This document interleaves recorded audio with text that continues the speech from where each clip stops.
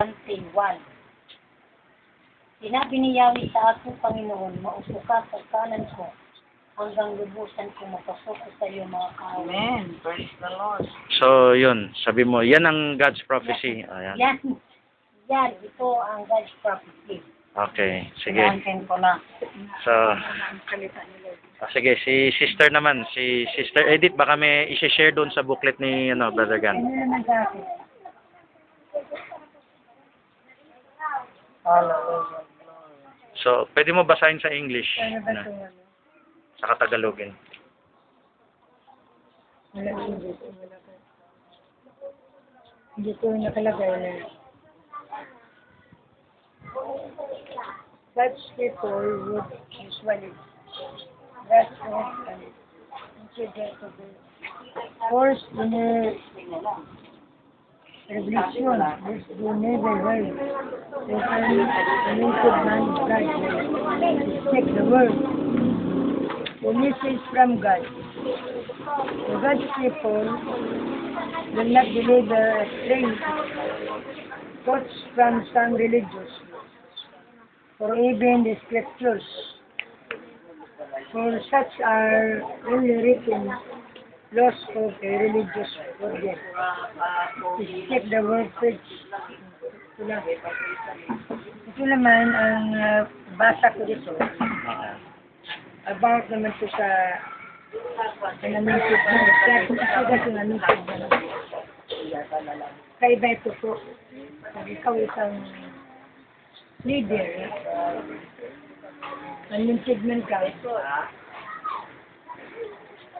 may power yung pag Ibig kami ko, this would be coffee. power siya kasi sa mabis yung masasabi. Pero kung saan mo gusto nyo kuya, Meron kang talaga lang nanamintid na. Minamisan ka ba ng Panginoon? Kaya nga lang yung mainit mo. Yung sabi nito, Hindi ka lang mainit. speak the word, magsalita ka sa salita ng Diyos. A message from God. Ibig sabihin na, pag tayo ay nakikinggan talaga natin ang word, inclusive talaga tayo na nagdepende sa salita ng Diyos. Power, pagsalita at meron tayo pagsunod, pagtupad sa utos ng Panginoon. Sabi dito, marami kasi siya eh. The message from God, tumitay para sa Panginoon. To God's people, they will not deliver strength. May mga tao kasi rin na from some religious. Kaya mga religious, iba-ibang religious na yun. Na nangyari na yun. Tan, Katolik, God, Baptist, Buddhist. May kanya-kanya po yung katuruan talaga. No? Pero, wala naman binawal ang Panginoon na huwag tayong mabatin sa ibang sita. Hindi tayo umatin, pero nilisis natin kung talagang katuruan nila ay naayon doon sa word, sa salita ng Panginoon. Ang turo nila. Sa akin lang, Alam naman natin sa katotohanan na si Kristo ang Diyos natin.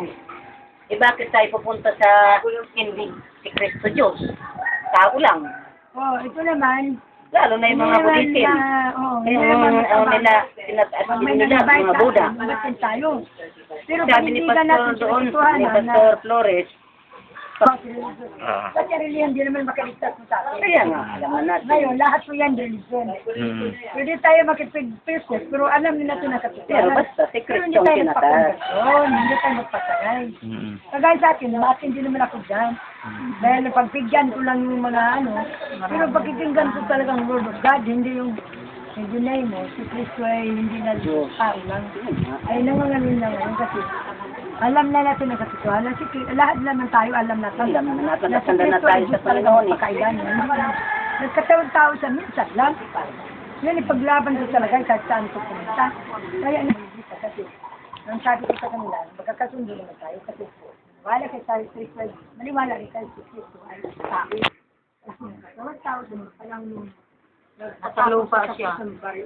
Sa cross ng Kalbayo, nagpakamatay siya. Anyway, Balik sa wakas. Magkatawan tao nga siya, pero Sa Diyos wakas, na talaga wakas pa lang, siya. babalik sa Kristo. Kaya nga nagkatawa-tao siya para pattern siya ng tao.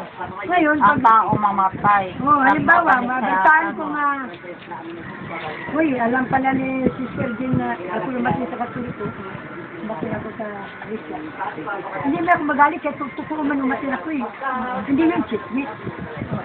No, chismis kung sinisiraan ka. Total. Compliance some content knowledge for the land from the various music written by William Byron from Ham, Prince of the Land, knowledge Ni Pastor Bal. regarding the May kainom mo na tubig, guys. prophet. O sige. Himself has not only the faith and the word of the apostle, Paul in 2 Timothy 17 ang scripture by God readable doctrine for the truth of connection for instruction and righteousness that the man of God might be perfect and taught ornithing into God word.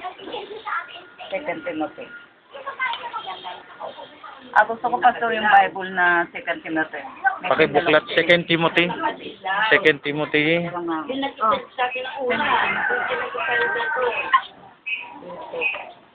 Yan o kasi kay Second Timothy 3, 16, 17. Lagoy.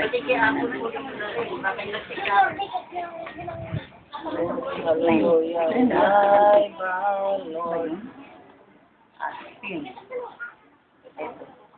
Sa unang pagharap ko sa hukuman ay walang sumama sa akin. Pinabayaan nila akong nag-isa. Patawadin, nawa sila ng Diyos. Ngunit sinasamahan ako ng Panginoon at binigyan ng lakas upang magpangaral ng lubusan sa lahat ng hentil at ako ay niligtas siyak na kamatayan. Praise the Lord, purihin natin, mahal na Panginoon. Sa unang pagharap ko ay hukom sa walang sumama sa akin. Pinabayaan tayo ng kapanangunan natin nung wala tayo sa harapan ng ating balak. Lataan ay kinasihan ng Diyos at nagagamit ang pagtuturo sa katotohanan sa pagkasama ng maling katuruan sa pagtutuwid sa likod, gawain at pagsasanay ng lingkod ng Diyos at magiging dapat na handa na sa lahat na mabubuting gawain. Amen. Praise God. So, yun ang susog doon sa nakasulat doon sa booklet. Ay, 17. Bale, ang ginawa natin ngayon, gagawin natin sa ating pamilya araw-araw. No? May anak tayo, may apo tayo, uutos natin sila, hindi sila pwede tumanggi. Ito gagawin natin araw-araw. Tapos para matuto sila sa Bible, pagkatagalan, pagpapalain sila ng Diyos, gagigiyas sila ng Diyos. Okay, sasagutin ko yung tanong mamaya, pero may sasabihin ako mabilis.